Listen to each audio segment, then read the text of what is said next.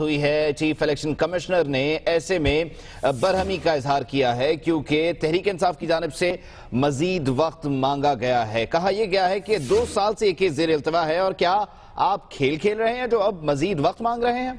और chief election commissioner के ये रिमार्क सामने आए हैं कि हम सियासत पर लानत भेजते हैं, हमारा सियासत से क्या लेना देना।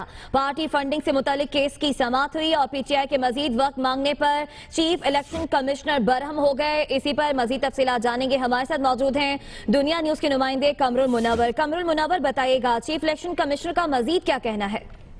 जी बिल्कुल, ये पीटीआई की पार्टी फंडिंग के मुतालिक केस समाअत थी जिस पर पीटीआई ने जो जवाब दाखिल करा उसमें मजीद वक्त जो है वो उन्होंने मांगा और इमरान खान की दस्तखत के साथ ये जवाब दाखिल कराया गया जिस पर चीफ इलेक्शन कमिश्नर जो है वो शरीफ बरहम हुए। उन्होंने कहा कि 2 साल से हम आपको कह रहे हैं कि आप अपना पार्टी फंडिंग के मुतालिक तमाम तफसीलात हैं वो इलेक्शन कमीशन को फराहम करें, लेकिन आप नहीं कर रहे और मजीद वक्त जो है वो इस पर मांग रहे हैं। जबकि आप मुख्तलिफ जगहों पर ये कहते हैं कि इलेक्शन कमीशन जो है ये बायस है। अगर हम बायस है तो आप 2 साल से ना तो किसी किस्म के कोई तफसीलात फराहम कर रहे हैं, बस मोहलत जो है वो मांगी जा रहे हैं कि मजीद वक्त जो है वो दरकार है।